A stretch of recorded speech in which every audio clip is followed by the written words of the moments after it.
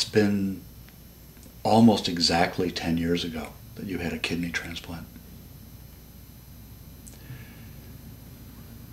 It was a transformative experience, I know, for you and for those that love you.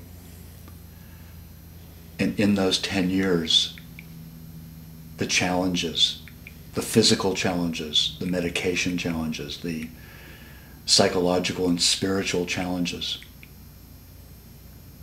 and for so many of us that have physical challenges, can you share what you've learned, some of what you learned?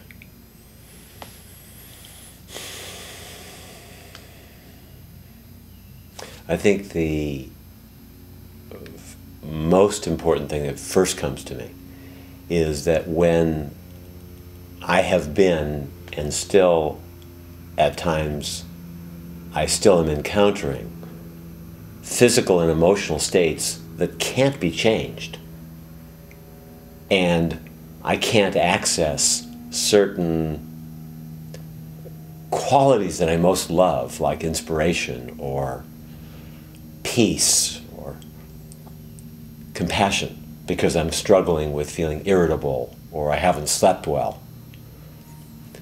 That finding the inner voice that's recognizing that I'm truly doing the best I can, and that when I'm in a state of even irritability and emptiness or exhaustion, and at a given moment I'm actually responding inwardly, recognizing I'm doing the best I can, and outwardly, let's say, I'm still being kind to other people. I'm still being present with other people. I have a voice inside me that's affirming, nice going, you're actually doing harder work than when you were feeling well. And I'm still not feeling very good. But I have a cognitive voice that's a supporter and a rooter that's there even though I'm not feeling good. And the thing that is so hard to grasp is that really the best we can do is be present and be as responsive to ourselves and our environment as possible, and that feeling good isn't the criteria anymore. And that's a revolution, that feeling good isn't the criteria many times. What is being present and being as responsive to ourselves as possible, and cognitively with our brain recognizing that we're doing the best we can, we're being the best we can, and that the criteria is no longer the same. When did it shift, and how has it been shifting in that regard?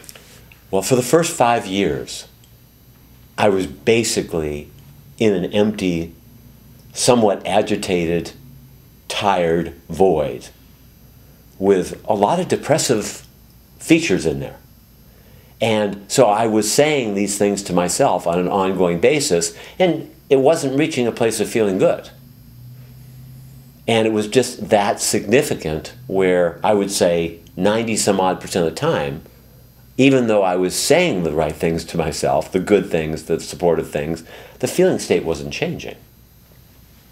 And really, what changed was a series of compassionate interventions that were so powerful with some teachers and some friends, where I started to be able to feel a compassion for how difficult it was for me to be where I was, that started to make it easier. So the states would still be there, but I actually felt more genuine kindness towards myself. And that started to come in and make it easier. And also, I found some better medications to counteract the medications, which also made it easier. Is the joining of other people as significant as anything in that regard? The joining of other people and supporting you, being compassionate towards you, teachers, friends? Or is it chemical? You know, without question, the chemical and the joining of key people was really significant, each in their own right. And there might have been a chance that if the chemical never happened, I could have only felt halfway or a third as good. And the key thing is that the criteria isn't, again, feeling good. The criteria is, I want to support myself. I want to recognize I'm doing the best I can. I want to be as present as possible. I want to be responsive to my environment. And I might feel lousy. And that's heroic. And I want people to mirror back to me. Nice going. You feel lousy and you're still responding well? And I know you can't feel me right now, but I recognize that that's really an act of real faith. Real faith is when you can't feel faith, but you still act in good will, in goodness itself.